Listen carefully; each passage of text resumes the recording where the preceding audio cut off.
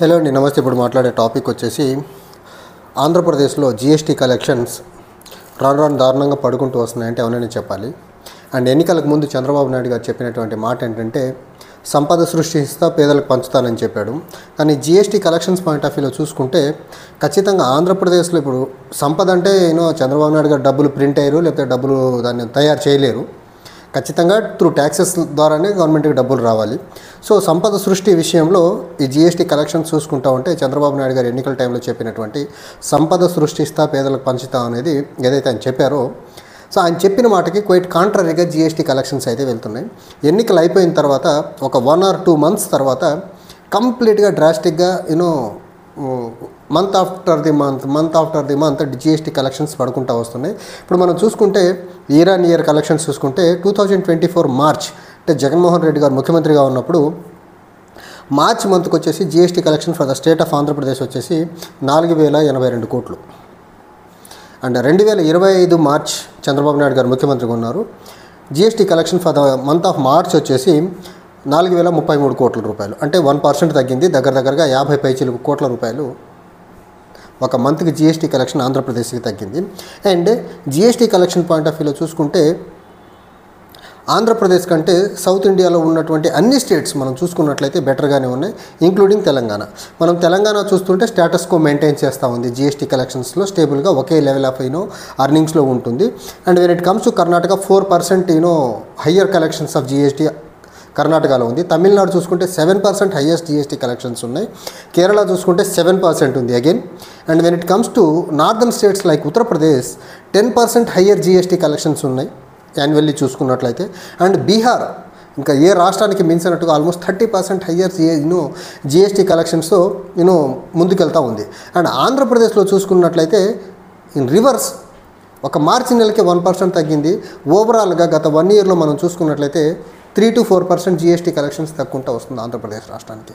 So Chandrababu Naidu గారు సంపద సృష్టిస్తా, ఎలా సృష్టించాలో నాకు తెలుసు, దాన్ని పేదలకు ఎలా పంచాలో కూడా నాకు తెలుసు అని చెప్పినటువంటి చంద్రబాబు నాయుడు గారు సంపద సృష్టి విషయంలో కంప్లీట్గా మిజరబుల్గా ఫెయిల్ అవుతున్నారనే దానికి GST collections one of the example.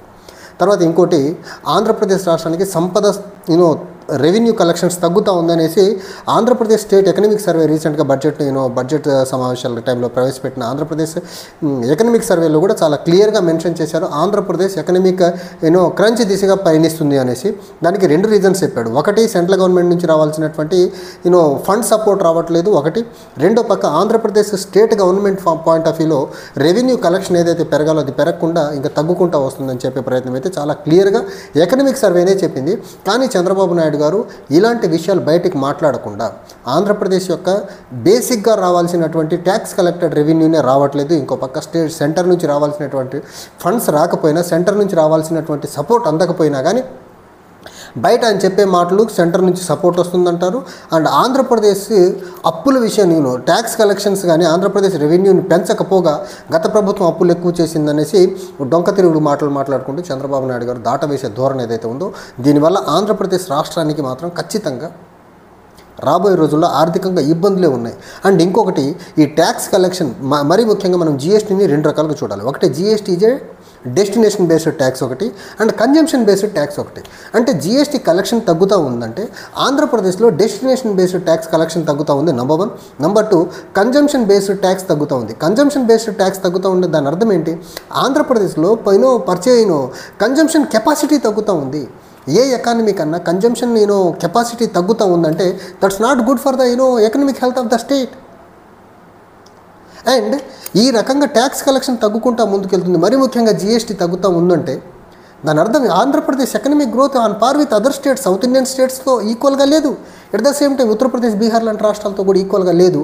ఇది క్లియర్గా ఆంధ్రప్రదేశ్ ఎకానమీ కూడా రైట్ డైరెక్షన్లో వెళ్ళట్లేదు అనేదానికి బెస్ట్ ఎగ్జాంపుల్ జిఎస్టీ కలెక్షన్ తగ్గడం అవనివ్వండి, ఆంధ్రప్రదేశ్ రెవెన్యూ అనుకున్నట్లుగా గ్రో అవ్వకపోవడం అవనివ్వండి. సో ఇది clear example of Andhra Pradesh economic growth అనుకున్న దారిలో వెళ్ళట్లేదు. అనుకున్న దారిలో వెళ్ళకపోయినా చంద్రబాబు నాయుడు గారు చెప్పేది ఏంటి? 2047కి Swarnandhra, 2029 P4 zero poverty in Andhra Pradesh. అసలు ఎలా పాసిబుల్? ఒక పక్క ఆంధ్రప్రదేశ్లో కన్జంప్షన్ తగ్గుతూ ఉంది, ఇంకో పక్క ఆంధ్రప్రదేశ్లో ఇన్వెస్ట్మెంట్స్ లేవు, ఎంప్లాయ్మెంట్ జనరేషన్ లేదు. ఇంకో పక్క ఆంధ్రప్రదేశ్కి సెంటర్ నుంచి రావాల్సిన సపోర్ట్ లేదు. మీరు కొత్తగా ఏమైనా కంపెనీలు తీసుకొచ్చి ఏమైనా ఎంప్లాయ్మెంట్ జనరేట్ చేస్తారంటే అది లేదు. పోనీ ఆంధ్రప్రదేశ్ గవర్నమెంట్ తరఫున ఏమైనా రిక్రూట్మెంట్ పెద్ద మొత్తంలో చేస్తారంటే అది లేదు. ఏదే చేయకుండా ఆంధ్రప్రదేశ్ రెవెన్యూ ఎలా పెరుగుద్ది? First thing. సెకండ్ థింగ్, ఈ P4 జీరో పావర్టీ ఏదైతే ఉందో బై 2020 అసలు సాధ్యపడే అంశమేనా? ఇంపాసిబుల్. ఇలాంటి జిఎస్టీ కలెక్షన్ తగ్గడం అవనివ్వండి, ఎకనామిక్ గ్రోత్ ప్రాపర్గా లేదనే అంశం అవనివ్వండి, సెంటర్ నుంచి రావాల్సిన సపోర్ట్ వీళ్ళు గట్టిగా మాట్లాడి తీసుకురాపోవడం అవనివ్వండి, ఇలాంటి అంశాలన్నింటినీ దాటివేసేదానికి స్వర్ణాంధ్రప్రదేశ్ అంటాడు, ఇంకో పక్క P4 జీరో పావర్టీ P4 అనే ఇలాంటి ఈవెంట్ మేనేజ్మెంట్ చేసుకుంటూ ముందుకెళ్తున్నారు తప్ప ఇన్ రియాలిటీ ఆంధ్రప్రదేశ్ ప్రజల చేతుల్లో మనీ సర్క్యులేషన్ కంప్లీట్గా తగ్గిపోయింది. దానికి బెస్ట్ ఎగ్జాంపులే జిఎస్టీ కలెక్షన్స్. ప్రజల దగ్గర డబ్బులు ఉంటే కదా వాళ్ళు ఖర్చు పెట్టేదానికి, వాళ్ళు ఖర్చు చేస్తే కదా జిఎస్టీ కలెక్షన్స్ ఉండేది. సో ప్రజల దగ్గర డబ్బే లేనప్పుడు ఖర్చు ఎక్కడి నుంచి చేస్తారు? ఖర్చు లేకుండా, ప్రజలు ఖర్చు చేయకుండా జిఎస్టీ కలెక్షన్స్ ఎలా పెరుగుతాయి అసలు? సో నేను చాలా కామన్ మ్యాన్కి అర్థమయ్యే లాంగ్వేజ్లో చెప్తున్నా. ప్రజల చేతిలో డబ్బులు లేవు. దానికి రీజన్ ఆంధ్రప్రదేశ్ గవర్నమెంట్ చేయాల్సినటువంటి మినిమం వెల్ఫేర్ చేయట్లేదు. ఆంధ్రప్రదేశ్ ప్రభుత్వం క్రియేట్ చేయాల్సినటువంటి మినిమం ఎంప్లాయ్మెంట్ జనరేషన్ క్రియేట్ చేయట్లేదు. ఈ రెండు జరగకుండా ప్రజల దగ్గరకు డబ్బు ఎలా వస్తుంది? మూడోది, అట్మోస్ట్ ఇంపార్టెంట్ ఫ్యాక్టర్, ఆంధ్రప్రదేశ్లో అగ్రికల్చర్ సెక్టర్ ఏదైతే ఉందో, predominantly agrarian state Andhra Pradesh. Agrarian state అయినటువంటి ఆంధ్రప్రదేశ్లో అగ్రికల్చర్ గ్రోత్ లేకుండా అయిపోయింది. వాటి ఎంఎస్పీ ప్రాపర్గా లేదు. ఒకప్పుడు 22,000 అమ్మిన మిర్చి ఈరోజు 10,000, 11,000, 12,000, 15,000 దాటే పరిస్థితి లేదు. టొబాకో రైతులది అదే పరిస్థితి, ప్యాడీ రైతులది అదే పరిస్థితి. ఈ రకంగా చూసుకుంటే వ్యవసాయ రంగాన్ని నిర్వీర్యం చేసే పని. ఒక పక్క ఎంప్లాయ్మెంట్ జనరేషన్ లేదు, ఇంకో పక్క పెట్టుబడులు లేవు, కేంద్రం నుంచి సపోర్ట్ లేదు. ఆంధ్రప్రదేశ్ ఎలా అభివృద్ధి పరంగా ముందుకెళ్తుంది? ఎకనామిక్ యాక్టివిటీ ఎక్కడి నుంచి జరుగుద్ది? ఎకనామిక్ యాక్టివిటీ జరగకుండా ప్రజల దగ్గర డబ్బు ఎలా వెళ్తుంది? ప్రజల దగ్గరకు డబ్బు వెళ్ళకుండా జిఎస్టీ కలెక్షన్స్ ఎలా పెరుగుతాయి? జిఎస్టీ కలెక్షన్స్ లేకుండా ఆంధ్రప్రదేశ్ రెవెన్యూ ఎలా బెటర్ అవుతుంది? సో ఇవన్నీ ప్రజలకి నీట్గా తెలియచేయకుండా చంద్రబాబు నాయుడు గారు P4 అనే ఒక బూటకాన్ని తీసుకొచ్చారు. అసలు నాకు తెలిసి ఏ హై నెట్వర్త్ ఇండివిజువల్ అన్నా చంద్రబాబు నాయుడు గారు చెప్పారనేసి 20% బాటమ్ పిరమిడ్లో ఉన్నటువంటి పబ్లిక్ కోసం డబ్బులు ఇచ్చి వాళ్ళని బెటర్మెంట్ చేసే పరిస్థితి కనిపిస్తూ ఉంది. అసలు జరిగే పనేనా? జరగదు. కానీ చంద్రబాబు నాయుడు గారు ఏదో చేస్తున్నాడని రాష్ట్రం నమ్మబలికి పని చేయాలి. మనం చూసాం కదా మీటింగ్లో, అలా వచ్చారు, అలా వెళ్ళిపోయారు, మీటింగ్ కాకముందే లేచి వెళ్ళిపోయారు. మీరు చెప్పే మాటలు నమ్మశక్యంగా లేనప్పుడు ఎవడన్నా ఎందుకు కూర్చుంటాడు చంద్రబాబు నాయుడు గారు?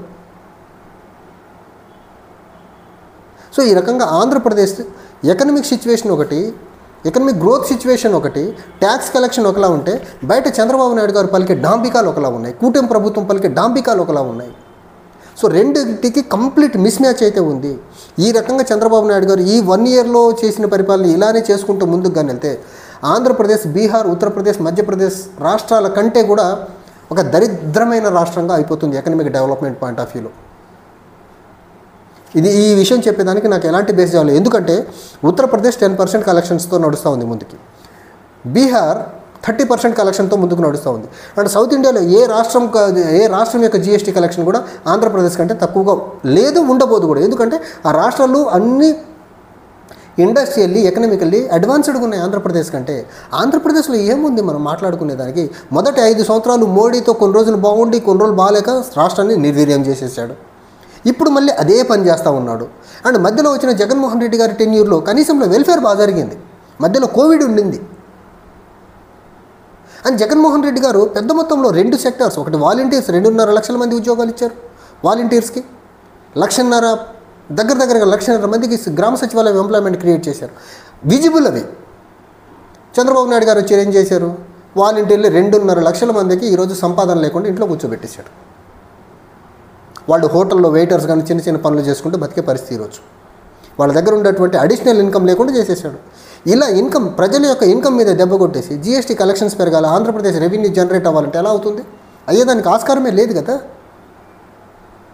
సో చంద్రబాబు నాయుడు గారు ఆంధ్రప్రదేశ్ స్టేట్ని ఎకనామిక్ డెవలప్మెంట్ పాయింట్ ఆఫ్ వ్యూలో రివర్స్ డైరెక్షన్లో ఒక బీమారు స్టేట్స్కి సరసనగా ఆంధ్రప్రదేశ్ని నిలిపే ప్రయత్నం అయితే చాలా క్లియర్గా చేస్తున్నాడు. మాత్రం ఈ జిఎస్టీ కలెక్షన్స్ గత 10 నెలల కలెక్షన్స్ చూస్తే మాత్రం చాలా క్లియర్గా అర్థమవుతుంది.